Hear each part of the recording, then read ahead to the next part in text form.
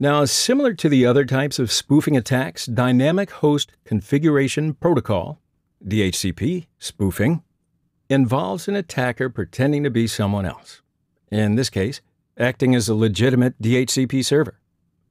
Since DHCP is used on most networks to provide addressing and other common information to clients, losing control of this part of the network can be dangerous.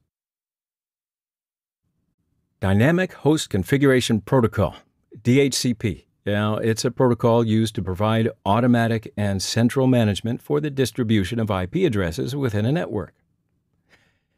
It's also used to configure the proper subnet mask, default gateway, and DNS server information on the device. In most homes and small businesses, the router acts as a DHCP server. In large networks, a single computer might act as a DHCP server. In short, the process goes like this.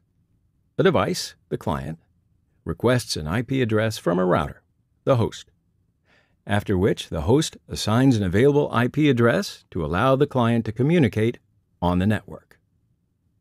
So let's look at some of the advantages of using DHCP. A computer or any other device that connects to a network, local or internet, must be properly configured to communicate on that network. Makes sense? Since DHCP allows that configuration to happen automatically, it's used in almost every device that connects to a network, including computers, switches, smartphones, gaming consoles, you name it. Now, because of this dynamic IP address assignment, there's less of a chance that two devices will have the same IP address, which is very easy to run into when using manually assigned static IP addresses. Using DHCP also makes a network much easier to manage. From an administrative point of view, every device on the network can get an IP address with nothing more than their default network settings, which is set up to obtain an address automatically. So that's easy, gives them nothing to call the help desk about. The only other alternative is to manually assign addresses to each and every device on the network. You're not getting paid enough to do that.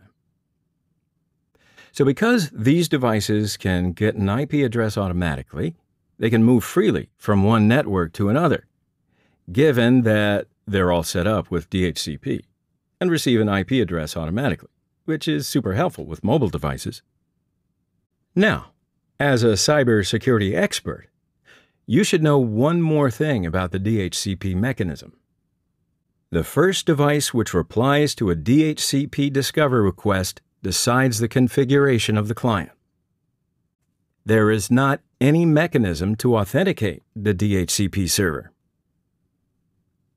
Similarly, a DHCP server tries to reply to all the DHCP requests, and again, there is no authentication mechanism for the clients who request an IP. You get it? I think you do. What if a hacker replies before the real DHCP? Or what if a client sends a lot of DHCP discovery requests by changing the MAC address each time?